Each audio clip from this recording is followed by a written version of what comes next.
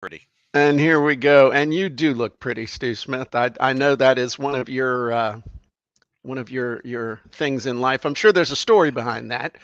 Sure. So Stu, welcome Yes. back to the show. We got some cool stuff to talk about today. We're going to be talking about your story inventory. You like how it kind of rhymes there? I do like that. I'm real curious about this one because um, I'm interested in what you consider that story inventory being, and how do we get it out of us? Well, yeah. Because we all have them. That's funny. There's a story behind why we're doing story inventory, though. Right. Well, after We're- 2 weeks of vacation, we missed you, by the way, Jim. oh, So thanks. welcome back. Thank you. Um, was this part of your? I know every time you go on vacation, you have an epiphany of some sort, and I always like to hear, like, when you're relaxed, chilling out, ideas pop into your head, and now we're going to discuss a little bit about it. So I'm always excited to hear about your post vacation epiphanies. Well, there you go. Yeah. Well, on vacation, I tend to imbibe a lot of coffee.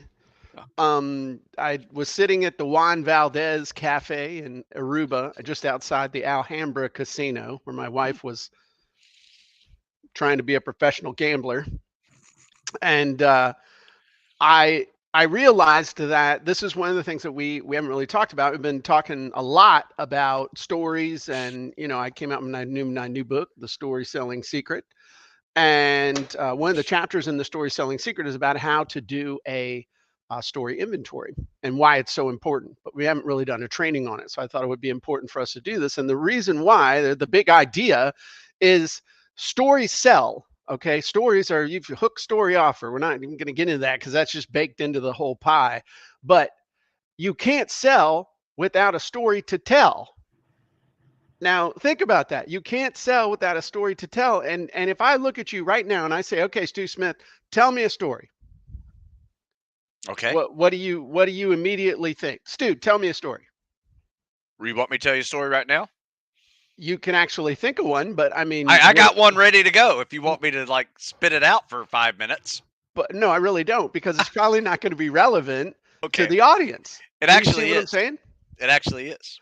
Oh, well, It's a hook crap. story offer story. Okay. You're kind of jacking up my whole thing here, but I'm going to pivot. Okay. So we'll get to your story in just a second here, It's Stu. fine. It's fine. But for most people, if I look at you and say, just like when I was at a conference in Boulder, Colorado, when I was introduced to the idea of a one-page sales letter, and the speaker said, and you need to start with a story. And then he kept right on going. And I'm like, well, what the hell kind of story do I tell? And I ultimately ended up telling the story of how I was in the same position as the people I was selling to and how I'd sold a couple houses in 30 days. But when you just tell somebody you need to tell stories, the immediate thing that comes up is I don't know what to tell. So here's an alternative. I think I'm going to get you to tell your story. Okay. So I want you to think of a time when something cool happened. Now, if I give you that little prompt of think of a time when something cool happened, tell me a story about that. Now, instantly you have a story come to mind or pretty close, right? Is it the same Yes. story that you been wanting to tell me? Yes. Okay, cool. And then, so now I say, think of a cool time. Now, what if I get a really specific request? So, Stu, I want you to think of a time recently when you were honored or recognized for your work in a certain area. Can you tell Okay. me a story about that? Yes. Is that the story you want to tell? Yes. Do you have a prop? I do. Stu, tell your story. I want to hear all about it. All right, real quick. I got invited to the Philadelphia recruiting district, Navy recruiters, right? So COXO, all those recruiters in Philly, Delaware, and Maryland, all in one place, a couple hundred people. And they offered, they awarded me with a, a baseball bat because they found out I like baseball, right? And then on this baseball bat, it's the heavy hitter award. Philadelphia recruiting district heavy hitter award, got some CO Master Chief signing it. And I just volunteered for the last 20 years, and this is my first recognition that I've ever had from them which I thought was very nice. But I had to, and when I say had to, I got to sit through 2 hours of their recruiter training. Hmm. And at the beginning, they said, "Hey, do you want to stick around for this, or we can just give you your award and you can leave?" I said, "No, I think I have something to learn, from here, and I'm happy to stick around." And I'm glad I did, because they were talking about using social media for recruiting and all their problems that they're having with manning issues and all this stuff. And so when I got my award, I said, "I have something to add to your training if you give me a minute." And I said, "Anytime you're posting, you have to use hook, story, offer in your social media posts."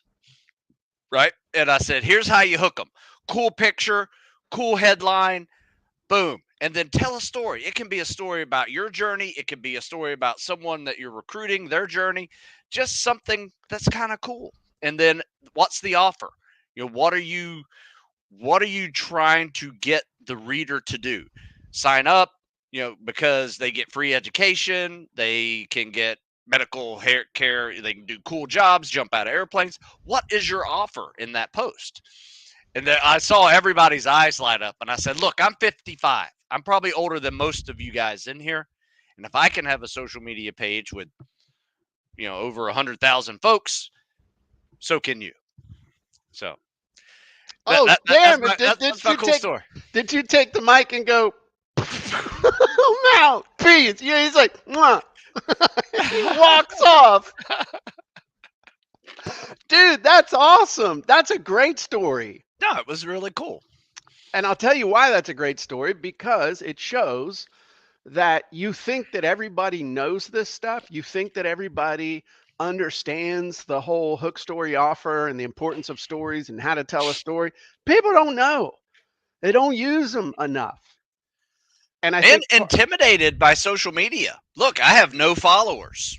What am I supposed to do with no followers? start telling stories, man. Start telling stories. Start Get it telling out there. start telling stories. So, Stu, Yes. do you remember the time you came to visit me at my house?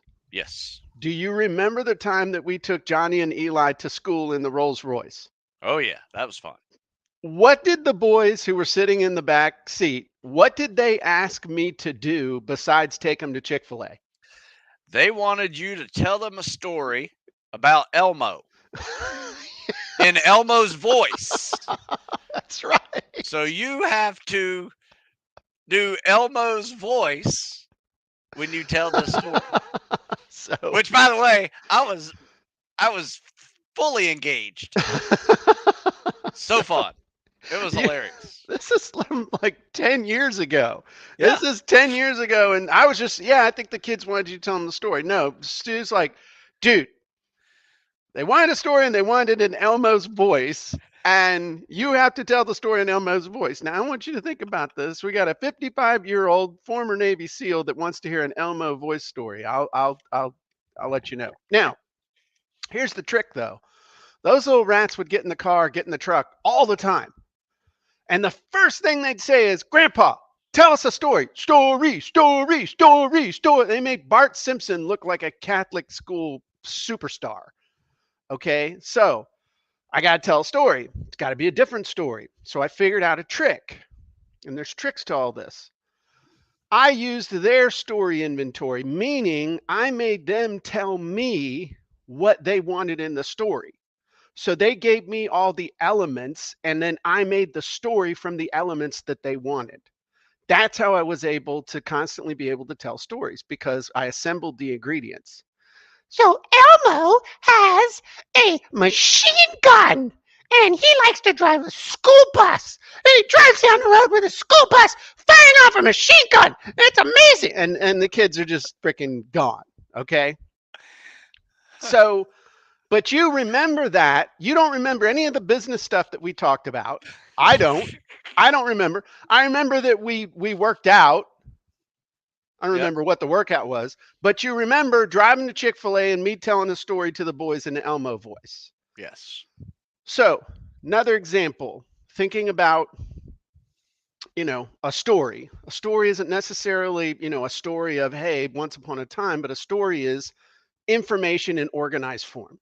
So my wife is an amazing cook. And so amazing that at one point I was up to almost 260 pounds because she thought I looked too skinny when we met and I weighed 145 pounds. Now she's been helping me eat well for over 30 years. And my favorite question is, hey, Terry, what's for dinner? In fact, she's thinks something's wrong if I don't ask her that by lunchtime, you know? And so her answer when I ask her that, the story is always one of three things. I want you to think about this, okay? So her first answer is reservations. Hey, what's for dinner? Reservations. I said, can we go to the Mexican? Then I start negotiating. Can we go to the Mexican restaurant? Oh, okay, fine. Um, Second thing she says is, I have to see what's in the freezer. I got to see what's in the freezer. I don't know. I got to see what I got in the freezer, what's in the pantry. And then she's going to pick from our existing inventory. Think about that. Going to make dinner. Not sure. Let me look at the existing inventory and I'll figure out what I'm going to make. Or she'll say something like, I found this recipe on the internet, or I think I'm going to make blank, white bean chili or something. And I have to see if I have what I need. In other words, she's going to make a specific thing, so she needs to go in and check the inventory. It's all about the inventory of the food. In this case, if you're going to cook up dinner, dinner's just a story in food. But that's the key, is she takes inventory, and it's the same thing with a story. The key to being able to tell a story is to have an inventory of stories to tell. The key to being able to tell a story is to have an inventory of stories to tell. That's the big thing. If you ain't got an inventory, you can't tell a story. You can't tell one off the cuff. You can't tell one in a video sales letter. You can't tell one on a Facebook Live. You got to have an inventory. And we're going to talk about how to make one, how to have one, and how to maintain one. All right. But you might be asking, well, why, Jim? I can hear the voice. Well, why, Jim? Why should I do this? Sorry, I had to do my Elmo thing. Why should I create a story inventory?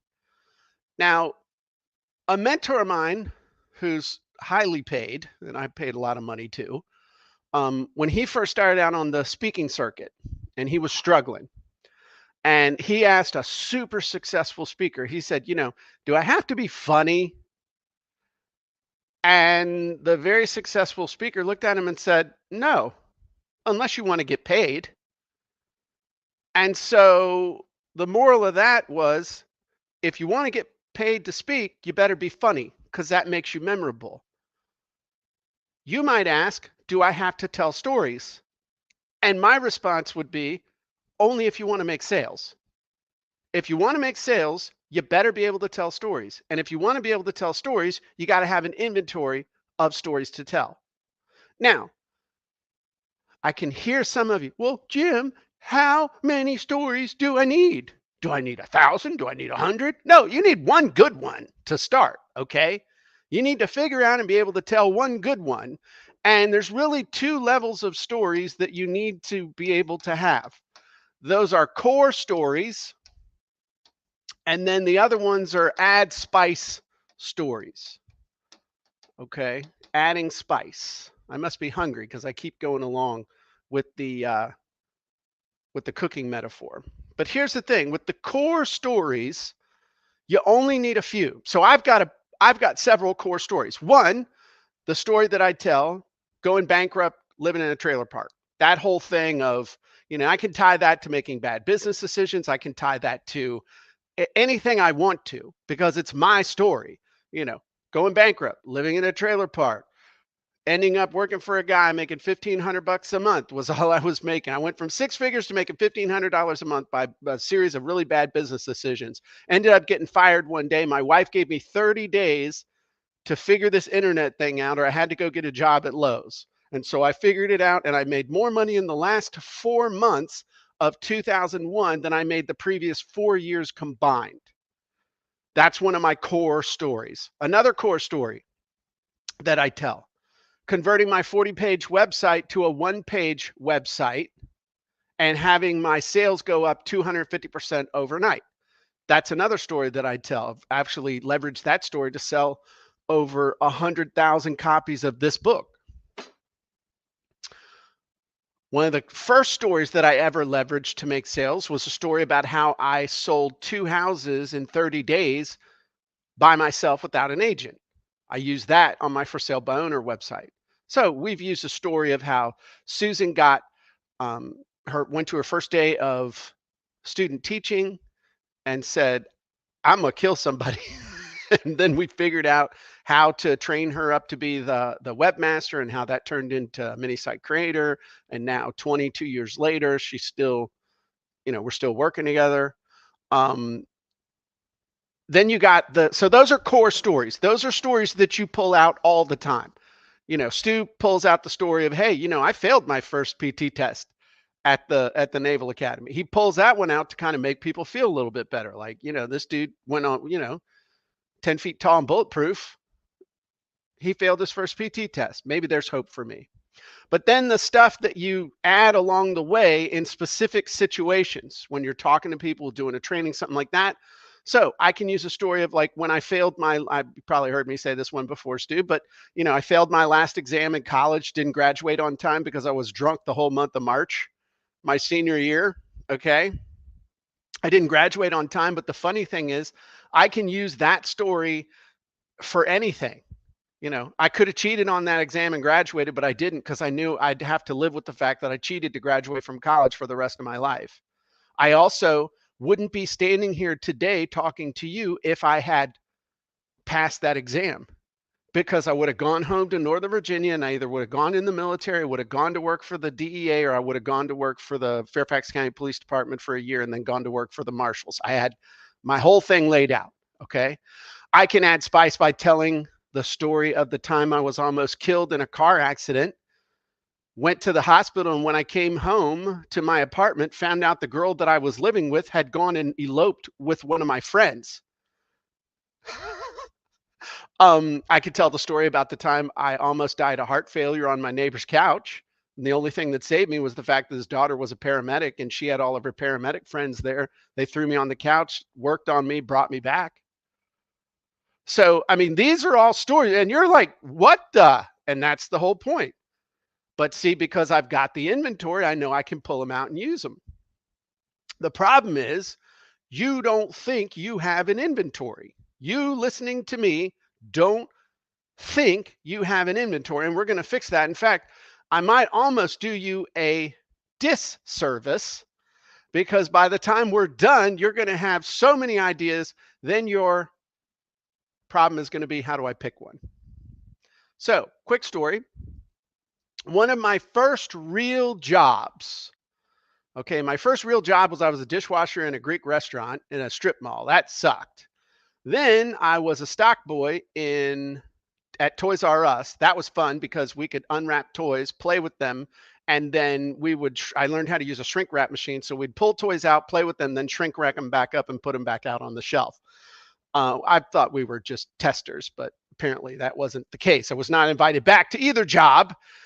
So my third job was as a janitor at Giant Food. Now you have Giant Food up there in Maryland, or you used to. Okay, Giant Food. And this was my job. I was literally a janitor. I had to ride my bike 5 miles uphill both ways at 5 a.m. to arrive at the store and sweep the entire store, mop the entire store, and buff the entire store before 7 o'clock open. 2 hours to get that done. It was a big store. It wasn't like Walmart, but it was a big, big grocery store. And so when I would get there, the night stalkers, not stalkers like crazy, creepy people, but stalkers, the people who stock the shelves, were there. And these dudes, they got it done. And this was their whole process. Okay. Number one, go in the back of the store, grab up a whole bunch of boxes and throw them on your cart. Step number two, haul the cart out to your section in the grocery store and unpack the boxes. Step three, open the boxes and then put the right cans on the right shelf in the right spot where people who need it can find it fast, i.e. shoppers. That's all they did all night. grab a whole bunch of disorganized stuff, throw it on the cart, bring it out to the aisles, throw it on the ground, rip it open, cut it open, do whatever, and then put it in the right spot so that someone would know exactly where to go to get it. Now you can do the exact same thing. And then they bitched at me because I was coming through with the buffer trying to buff the floor and they had the boxes on there and were getting mad at me. And I'm like, y'all need to go faster. And it didn't end well. And I wasn't invited back to that job either. I digress. You can do the exact same thing. Step one, you just load up your cart from the back of your mind. Instead of, I'm going to show you how to do that. Okay. But you're going to load up the cart out of your own brain. You're going to pull it out on the floor. You're going to unpack it. And then you're just going to organize your story merchandise on the shelves. That's it. Stu, what was your first job? What was your first real job? Mm. I would say newspaper delivery. How fun was that? It wasn't too bad. I mean, I was on my bike throwing newspapers around a couple of neighborhoods. And, you know, Did you have to collect the dough though? I did. I had to go knock on the door. Did that I had suck? I had, I had long hippie hair back in the '70s, and people say, "Man, you got muscles for a girl."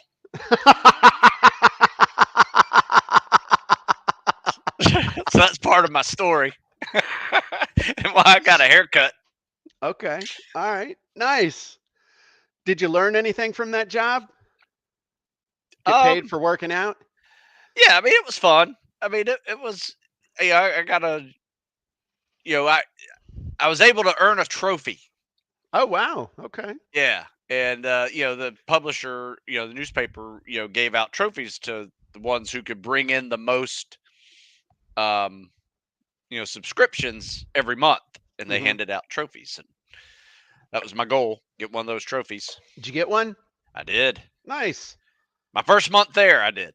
There you go. And then you're like, oh, I can't And I spend a was like, trophy. yeah, I'm not too worried about more trophies. I just wanted Yeah. one. Yeah, I want no, cash. So, step one, Stu, is you're going to load up your cart with idea joggers. okay. This is how you load it up. Because if I tell you, just like at the beginning when we were talking, I'm like, tell me a story. You're like, well, I already had one loaded. Okay, well, you had one loaded in the gun and you didn't even know I was going to ask you about that. But you were excited. And it's exciting to be Well, recognized. the hook story offer, you know, prompted it. So I Yes. did. Yeah, yeah, But the hook story offer part, you were excited. It yes. was neat. It was really cool. It wasn't just another rubber chicken lunch where they brought you up, you said 30 seconds worth of stuff, and you're like, why in the hell did I sit in Beltway traffic for the last 2 hours to eat a rubber chicken and have people give me something that I guess I'll put on the back of my wall? That's not that exciting. It's not. Yeah, You true. can make a story of how it sucks and all the time I've done rubber chickens and all that other stuff. But the point is, this was exciting. And your emotional idea joggers fall into several categories. The first one is anything that's super emotional. And by the way, those of you who are watching this, whether live or uh, on the replay, this is the part where you start taking notes. This is the part where it stops being the Jim and Stu show, and it's just, this is where the education is taking place instead of the Elmo voice. So, emotional stuff, anything emotional, any type of an event. So, you were at an event, okay? Any type of an experience.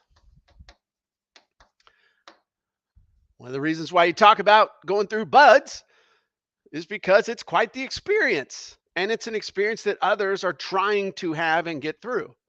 Another good one, family. Anything to do with family, man. Good, bad, or indifferent. And then people. So let's talk about each one of these individually, okay? Any type of emotional stuff, what we're looking for is extremes. Not it kind of sucked or, it was kind of okay. No, it sucked. Stu hadn't slept in 4 days. He was shivering. Guys were peeing on him to help him warm up. Too far, sorry. Somebody else's story. Saw that on YouTube. My bad. But those kinds of stories of extreme emotional stress, duress, that kind of stuff, that's the kind of stuff that resonates. It's also helps you put it into a bucket in your inventory so you can pull it out later. True. Okay. Emotional highs. I remember the day I became a cash millionaire. I remember the day I became a cash millionaire. Three things happened. Okay. My wife gave me my first Rolex.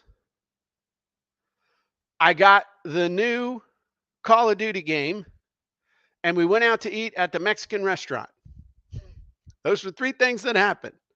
Didn't go buy a Porsche, didn't buy a Rolls Royce. I got a Rolex, I got a watch, a video game, and dinner out.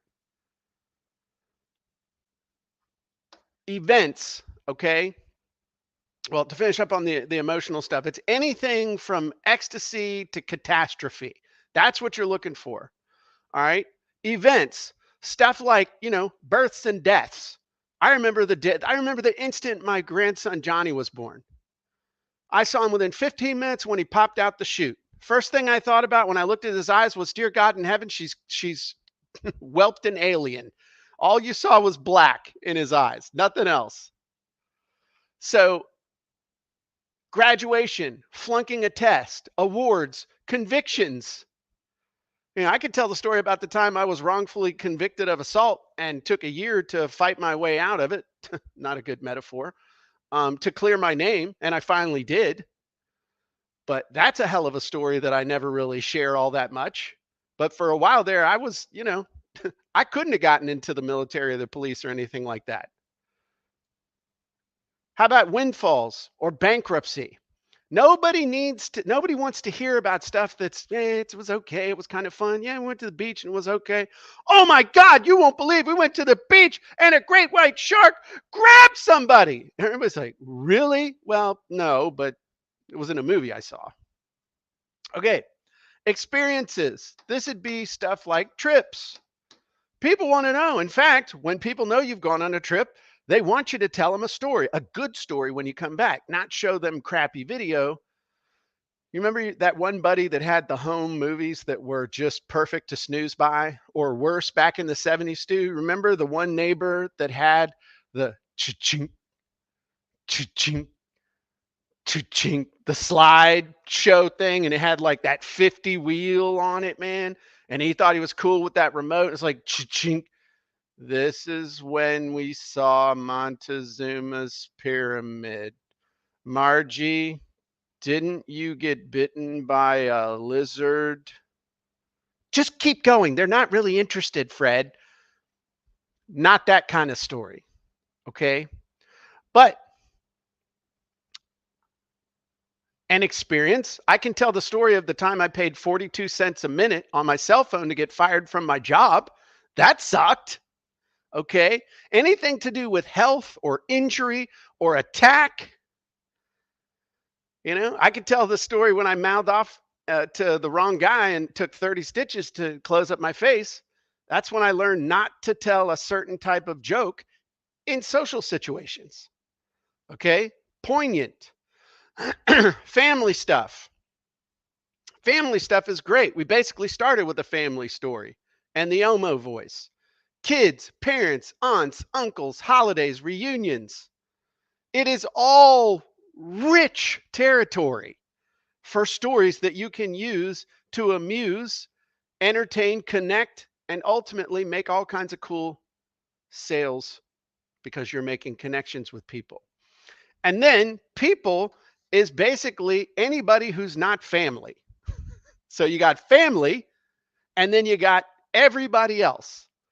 And people usually comes down to significant encounters or accidental encounters. You think about the ones that, just people you pass in the grocery store is not a big deal, but literally or figuratively bumping into somebody. I tell the story of what launched all this stuff was me running into a fraternity brother that I didn't particularly like when we were in school. And I, for whatever reason, was talking to him. He mentioned his father, and he had bought a web server for his advertising agency. I said, "Do you think I could sell my book on the internet?" Now, this is someone who was totally unqualified in any way to answer that question for me. But he, of course, said, "Oh, yeah, I bet you could." So I started paying him 150 bucks a month in 1997 for web hosting. I wasn't the brightest kid, and figured out over 4 years how to sell my book. But if I hadn't talked to him, I wouldn't be here right now talking to you. So then you're like, okay, Jim, this kind of makes sense. I got these joggers. Now, am I supposed to, I don't know, am I supposed to like write the whole story out? No, you don't have, just think about the grocery store stock. You don't have to know what's in that 12-ounce can of tomatoes. All you have to know is there's a can of tomatoes there when you need it. Why? Because it's a can and it's got a picture of tomatoes on it. And if you're super literal, it says tomatoes on it. Now, it might say tomato paste, it might say stewed tomatoes, it might say tomato puree, but it's tomato something. Okay. So it goes in the tomato section and you know it's there when you're ready for it. So all you got to do is be like my Uncle Tommy. Now, those of you who've been on the gym boat know who Uncle Tommy is. He's that uncle. He is the coolest human being. He is like the big brother that you should have had, but might have gone to jail if you had had. And he's always got a cool story, a cool joke, and lets you do neat things like when you're 17 years old, he took you to fire your first pistol and do all kinds of neat stuff. So Uncle Tommy always had a joke. And one day I asked him, I was like, Uncle Tommy, how is it that you're always able to tell amazing jokes? How is it that you have a joke for everything? How can you remember all those jokes? And what he told me, I'll never forget. He said, "You I don't remember the jokes. You can't remember the joke. All you have to do is remember the punchline and the basic structure of the joke. Then, when the opportunity presents itself, you reconstruct the joke on the fly with the amount of time and the audience that you have." Now, explain to me that dropping F bombs in front of my grandma wasn't a good idea. So he would tell the joke differently in front of her, as opposed to your fraternity brothers, where the appropriate use of 4-letter words is respected highly. So the point is, just like you don't have to remember the joke to be able to tell the joke when you need it, you don't have to remember the whole story to be able to inventory it. All you got to do is write down the title of the story. Okay. The time blank. Okay. That's it. Or you could, if you remember Friends, all of the titles of those were the one about, the time the time so and so, the time Stu, the time Stu came to my house and went and helped me take the kids to school. Literally, the time that. Then 1 to 3 bullets. Okay. Stu rolls boys school. Tell story, Grandpa. Stu laugh. Elmo voice. I know what that is. 10 years from now, I'll know what that is. Why? Because it's my story. Now, you can include characters and locations, funny one-eyed guy from the Gloucester diner or bonehead in the parking lot of the Starbucks. Doesn't matter. But all you got to do is just capture enough of it that you're like, okay, got it, locked in. I can tell that story. Why? Because you actually lived the story. That's the beauty of this, is all you're doing is punching buttons to stuff that's already programmed in your brain. But you're learning how to recognize it and how to use it. But again, if you don't have a story to tell, you can't tell a story. So there's a couple different ways that you can do this depending on your personality style. The first way you can do this is with a timeline or a mind map. And it's real simple, okay? You have time going by, okay, birth, death. There you go. There's your timeline. You know when this one started, you celebrated every year. This one, depending on how much you piss your wife off, might happen sooner than you think. But that one's a little out in the future. Up here we got positive stuff. Up here we got negative stuff. Now, interesting, when I say positive and negative doesn't necessarily mean how it felt in the moment. Because let's just say that story I mentioned before about the girl I was living with who married my friend. At the time, I was a little put out. Looking back, so he might have listed that down here in the negative. Today, dude, that was the ultimate bro move he pulled for me. Thank you, buddy. Thanks for that. Thanks for her not being my future ex-wife. Great job, buddy. Thank you. So, interpretation of the result of the story, time may change that. But as far as the angle of the story, time goes by, positive, negative. Rather than me draw the thing out, I'm going to show you mine from my journal. And it's interesting because, and I should have had this open. Here we go. So this is mine from my journal, okay?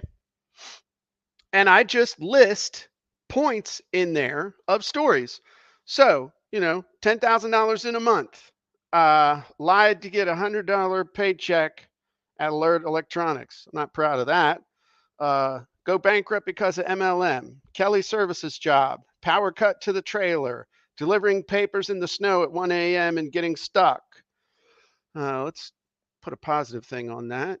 Paid off the little white house. Hired Susan and mini site creator. Little Johnny was born. So, I mean, it's just all these, there's like 50 stories right here on this one page. I know exactly what they mean. I could tell any one of these like that. Stu, I've been doing a lot of talking. Do you have any reaction or anything? Yeah, this is how I often remember things I need to remember, right? It's no different than the way your brain works. It's kind of like using mnemonic devices. Sure. You Yeah. know, like if I want to remember the planets, how do you remember the planets? Open up your phone and look on Google. Many, many very energetic men jump swiftly over Pluto. Pluto. Yeah, Okay. I think. Uh, Yeah. I just, this helps me to visualize. So if you're a visual person, I love the timeline and the mind map. jumps under. Sorry, not over. Under. Okay. You miss Uranus if you say over. Which is not necessarily a bad thing. It's a big planet. Um, Other people are going to think in terms of note cards. Okay. Literally, you're like, okay, each one of these, I know I got my little 3x5 card and I got my deck of stories. Okay. And I'm going to, I can see some of you out there, which is great. God bless you. We need organized people. Okay. These would be the C's in the disc thing, that they've got them all organized and color coded and all that other stuff. God bless you. Okay. Other people would have post-it notes and they'd be all over the refrigerator and the wall and stuff like that. That's more like me too. This is when I'm fleshing out the idea from from the messy map. And then other people are going to end up with a searchable database, which I think ultimately is where you want to be. Ultimately, you want to get this stuff into a Google Doc, or excuse me, a Google Sheet or an Excel spreadsheet, just so you can search it. Now, there's pros and cons to all of these, okay? To me, this one helps me to really just go from one to the next, to the next, to the next, and to do the big brain dump. And I've done this before, and I'll do it again. Sometimes it's fun just to start with a blank sheet. So, I mean, this took me about 30 minutes, which is the length of time it takes me to drink a venti Americano half calf from Starbucks. Okay. And a lot of times it's the same thuns coming up over and over, but then one leads to a different one. You find a different one. This one with the card catalog is awesome. And with the post-it notes on the wall are great, but none of this is really portable. It's not searchable either. So ultimately where we want to end up is with this stuff categorized in some sort of a spreadsheet. So how would you organize that? However you wanted to organize it. Me personally, it's like stories from childhood, first job, jobs, and I'm incapable of organizing it very well. Susan would tell you. So they're just going in there. I'll look for different ways of doing it. I've done it before with a mind map. Um, I'm looking for something inspirational, and this is not the topic of this talk. But once you start doing this, you'll realize that you can use the same story to prove or teach or to convey many different lessons. So like the Stu, your story of failing your first PT test. What's one meaning people could take away from that? What's one meaning they could take? That it's okay to fail. What's another meaning you could give them if you wanted to? That you can improve. Just do this. What's a third meaning? Preparation.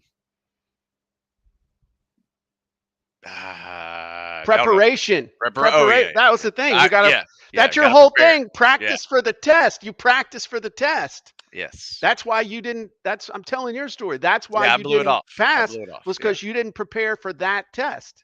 Prepare properly. Right. What's another meaning? Let's push it. When you fail, you can still succeed. Failing is not failing. It's learning. You learn from it. Right. Yes. That's the one. A lot of people wash their hands and say, I guess this isn't for me. Yeah. Okay. So 4 different meanings from the same story. So that's why, you don't want to judge whether a story is good or bad. You don't want to judge whether this is kind of a crappy story. No, what we're looking for are those extremes of emotion, extremes of experience, extremes of encounters. That's what we're looking for. And then we can use the story however we want to use it. And since it's our story, we can use it however we want. And it's a true story. That's the thing. It's a true story, but that doesn't mean you can't have different meanings from it and pull different meanings from it. Look at politicians. They tell false stories and pull whatever meaning they want from them. We're telling true stories and helping people. Yeah, and it's our own history. There's a lot of neat ways. You're a history major. I bet you have come up with countless ways to remember historical events, over the years. And it's your history. So you can use little places in history to bring back that story when you need it. Like for me, that happened in the 80s. That's Ronald Reagan. What else happened under Ronald Reagan? And I can think about all of the different, historical issues of the time and tie it all in there. Right. And that timeline, that experience, you and I bonded over Rocky movies. I tell a story of Rocky 2. My parents broke me out of the hospital where I was having, I don't remember what number of operation for a form of cancer that I had.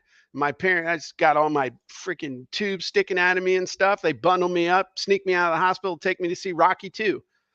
I get emotional about this, and I might right this minute, but that final fight scene when Rocky wins, I was envisioning my body fighting against the cancer stuff.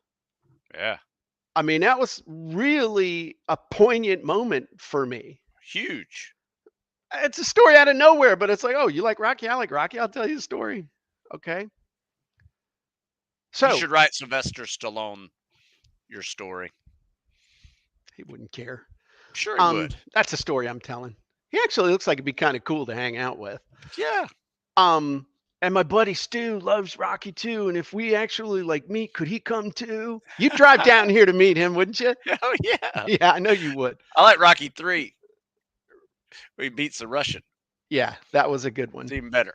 That was Rocky 4. Yeah, Rocky 4. Rocky 3 was Mr. T. Mr. T. I pity the fool. I pity the fool. That was a good one too. We digress. Yes, sorry. Now it's your turn. All right, here's what I want you to do. It's real simple. Remember, I said at the very beginning, one story can change everything. So, this is what I want you to do. I want you to take out a piece of paper. You don't have to do this, Stu, but lead by I'm doing example it. is always I'm, good. I'm doing it. Write down the name or a title of a story and a couple of bullets. That time that time the kids blank, the time the dog did this. Any story, doesn't matter. It's good, bad, whatever. 2 bullet points. Title of story, bullet points. The time I went to a rescue farm in Aruba, met a camel and a rescue donkey named Candy. I actually rescued an iguana from drowning, Stu. I didn't tell you that. Oh, Dude, I rescued an iguana from drowning. they're all over the place down there. He had fallen into a thing with a bunch of fish. I think he was trying to get him a fish, but they had it so that the lip went over the top Oh. and there was no way for him to get out. And so he was just kind of like, eh. So I ran and found a broom, stuck the broom under him, and lifted him out and set him on the side on a warm rock. And about 20 minutes later, his body temperature had come up enough that he could scamper away. He didn't even bother to say thank you, though. Mm, But that's like them. I knew he was grateful. Yeah. Here's the Iguanas thing. can swim pretty well, They can, but but after a while, they you don't they have gills. they got to be able to get out. Yeah. Um, Here's the thing. If you took that piece of paper and you wrote title of a story, a couple bullet points, you have officially started your story inventory. And at this point, you just want to have fun. So your action for right now is literally just to jot down a story idea for one or two of the following things. All right. If you want to. Okay. Just choose one. So look at this. We're going to do another one. You're going to have a second entry in your story inventory. Okay. Your first real date. What happened? Ooh, interesting. Stu's like, it didn't go all that great. Mine sucked. Okay. The day you got married, day you got divorced, a negative health event for you or a loved one, the time your phone rang in the middle of the night, a ride in an ambulance, the time you looked at your bank balance and felt blank. Okay. Notice that a lot of those were negative or could be interpreted as negative. There's a reason for that. People are much more attracted by the negative as a hook than they are the positive. No one wants to hear, really, maybe they sort of do, but then they get jealous and judgmental. How you made your first $1,000,000. They'll all tune in to hear the story of how you got swindled out of $50,000 by a phishing attack. So, unfortunately, in the world we live in, that hook, a lot of times the better hooks are going to be the negative ones. How to keep from getting ripped off. The story of how I narrowly avoided getting scammed for $50,000 by my own bank. Mm. That's a good one. So just remember that. And the other cool thing, CopyandContent.AI didn't talk about any AI or anything, but the checklist genie is a source of almost unlimited idea joggers. And I would encourage you to go play with that. So let's wind this up. Number one, your story inventory can become your most valuable sales and relationship tool because you can whip it out on a Facebook Live. You can pull it out on a webinar.